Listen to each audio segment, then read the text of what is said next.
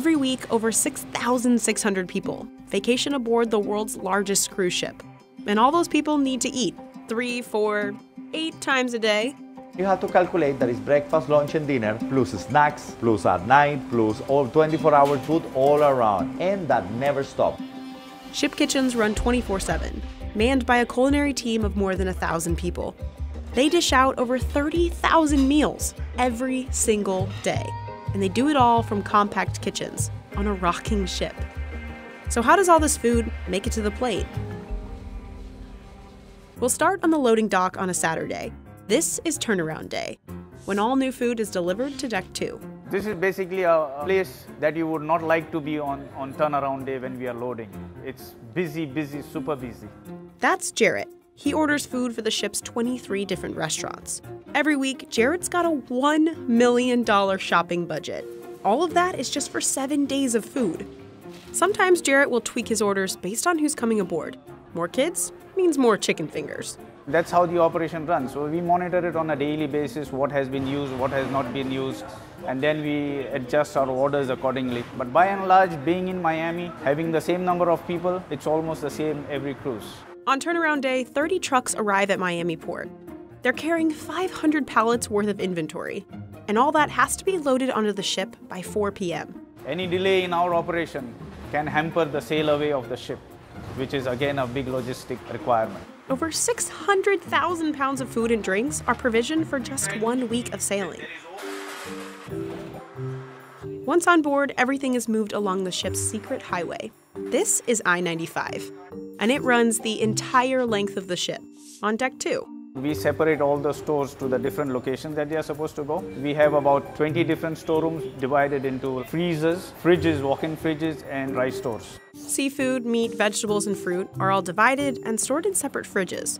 If you come towards the end of the cruise, this box will be almost empty with a few fruits that are needed for 2 more days, which we keep as backup stock. There are also 6 freezers. That's where the 700 pounds of ice cream that'll be eaten each week are stored. Dry goods are stored down on Deck 1. Full of spices, full of chocolate in this storeroom, coffee. It's nice to be in this storeroom. An elevator gets the food downstairs. Jarrett's team checks all of the food for quality control every day. If produce is ripening faster than expected, they try to work it into another meal. For example, overripe broccoli could go into broccoli cheddar soup instead of being tossed. Once inventory is stored, restaurants on upper decks put in food orders with Jarrett. Chefs will come downstairs, pick up their order, and cart it away to be cooked. That's where this guy comes in. Any food on board this beautiful ship, anything you eat it, is my responsibility. Wherever you have beautiful potato fry, it's mine. Rice is mine. Pate is mine. Pastry is mine. Salad, shrimp, wherever you eat it, it's my responsibility. Rijo's team of 280 chefs run the kitchens 24/7. Each chef works 10 to 12-hour days.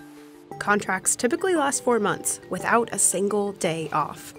Some of the people start working for 8 o'clock in the morning, all the way to 2 o'clock, take a break, come back again 5 o'clock, finish by 9:30. Then another group start working 10 o'clock in the night, all the way to 10 o'clock in the morning. So we cover day and night productions.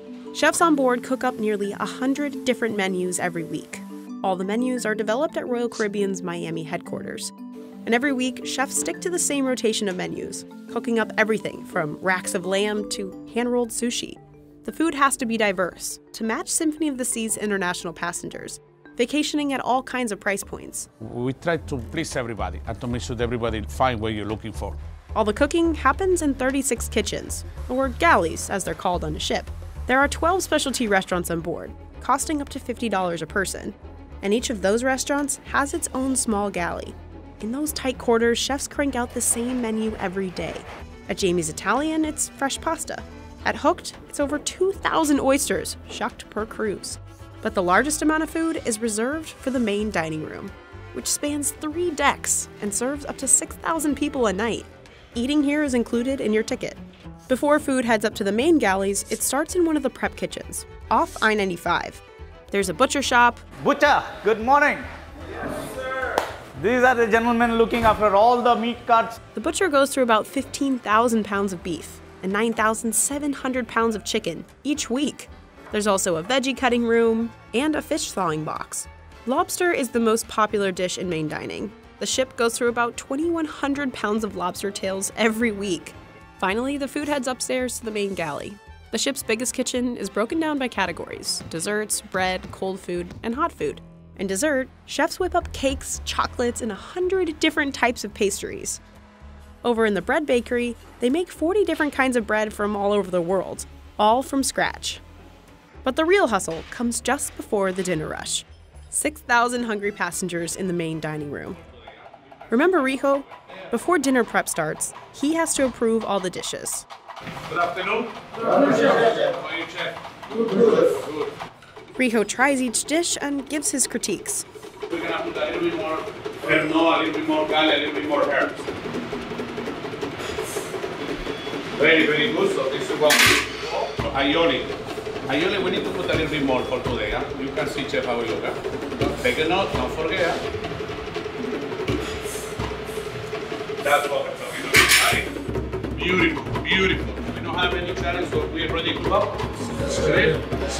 Chef, thank you so much, and thank you so much, and look forward to have a beautiful night tonight. Thank you. Have a beautiful day. Bye-bye. Chefs take his notes and get cooking. Chefs can see a tally of each dish ordered up on screens. The system also keeps track of how much inventory is used. In the cold room, salads and appetizers like carpaccio come together. In the hot room, chefs dish out soups, sauces, sides, and mains. We have the two kinds of chefs. Chefs working here on the line, which is close to me, plating up, and chefs on the stove cooking. So everything we do is in batch cooking. So basically, we grill a steak there, we pass it over to the pass. The person on the pass is plating it up to the requested temperature. That means always that the guests are getting fresh food, and from an operational point, we don't have any overproduction. Finally, waiters deliver those dishes to hungry passengers out in main dining. Between the chefs, inventory crew, waiters, and dishwashers, it takes a team of 1,085 people to keep this massive operation going.